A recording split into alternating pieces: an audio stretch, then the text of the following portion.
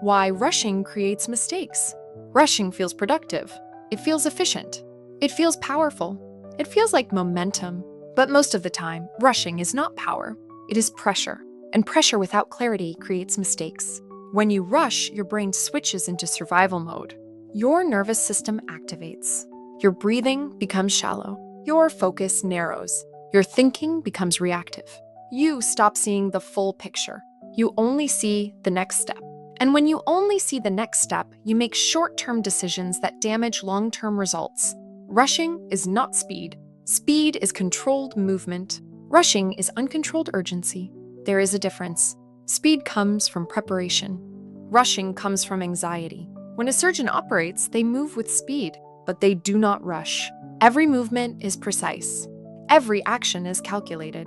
If a surgeon rushes, someone gets hurt. The same principle applies to your decisions. Most mistakes happen in 3 conditions: emotion, fatigue, urgency. And rushing combines all 3. Let's break it down. When you rush, you skip analysis. You don't ask, is this aligned with my goal? What are the consequences? What am I not seeing? You move. And movement without direction creates chaos. Think about emails sent too quickly. You press send. 2 minutes later, you regret the tone. Think about purchases made in urgency. You feel pressure. You buy. Later, you realize it was unnecessary. Think about conversations handled in anger. You speak fast. You defend. You attack. Later, you wish you had paused. Rushing is usually an attempt to escape discomfort. Discomfort of silence. Discomfort of uncertainty. Discomfort of not knowing. But discomfort is not danger. And rushing treats discomfort as if it is danger. That is the mistake. When you rush, you reduce cognitive quality. Your brain needs time to integrate information. Complex thinking requires space. Clarity requires distance. If you decide instantly on complex matters, you are not thinking. You are reacting. And reaction is rarely strategic. There is also a hidden cost to rushing: energy leakage. When you rush, you burn energy faster. You move quickly. You correct mistakes. You fix errors. You repair damage.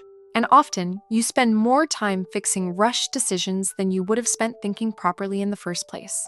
Rushing creates rework. Rework kills momentum. Successful people understand something simple. Slow is smooth. Smooth is fast. When you move smoothly, without panic, you make fewer errors. Fewer errors mean fewer corrections. Fewer corrections mean faster, long-term progress. Another important point: rushing distorts perception. Under pressure, your brain simplifies reality. You see black or white, yes or no, now or never. But most important decisions are not binary. They are layered, and layered thinking cannot happen in a rush state. Let's talk about why we rush. Sometimes it is external pressure, deadlines, expectations, social comparison. But often it is internal: fear of missing out, fear of losing, fear of being behind, fear of not being enough. Fear accelerates tempo. But acceleration without control leads to collision. When you rush investments, you lose money. When you rush relationships, you create misunderstandings. When you rush career decisions, you accept misalignment. When you rush growth, you burn out. Rushing gives the illusion of control, but it removes actual control. Control is maintained through awareness. Awareness disappears in haste. So how do you reduce rushing? First, identify false urgency. Ask, is this truly urgent? Or does it just feel urgent? Many things feel urgent because of emotion, not reality. Second, introduce delay for non-emergency decisions. If it's not life-threatening, if it's not irreversible, if it's not legally critical, you can wait, even 10 minutes, even one night. Time reveals blind spots. Third, regulate your body before deciding. Slow breathing, relaxed shoulders, lower voice tone. Your body state influences decision quality. Calm body, clear mind. Fourth, define long-term direction. When you know where you are going, you don't feel pressure to chase every opportunity. Clarity reduces rushing. Direction eliminates panic. There is also something psychological here. People who rush often tie their identity to productivity. They believe that constant movement equals value. But value is not in speed. It is in accuracy. It is in consistency. It is in stability. The strongest leaders are not chaotic. They are measured. They think. They assess. They move intentionally. They understand that one correct move outweighs 10 rushed ones. And here is the deeper truth. Rushing is usually a symptom of misaligned priorities. If everything feels urgent, nothing is prioritized. When you prioritize correctly, you allow yourself to move at the right tempo.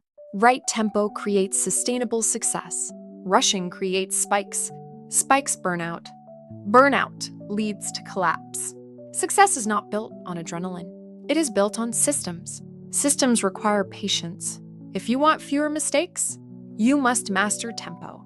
Not too slow, not chaotic, controlled, deliberate, precise, because rushing is expensive. It costs money. It costs relationships. It costs reputation. It costs peace. And peace is strategic. When you slow down just enough to think clearly, you reduce errors dramatically. And reducing errors compounds. Less correction, less damage, more clarity, better decisions.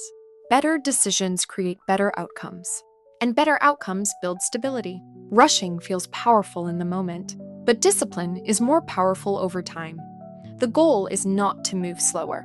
The goal is to remove panic from movement. When panic disappears, mistakes decrease. And when mistakes decrease, progress accelerates naturally. That is the paradox. The calmer you move, the further you go.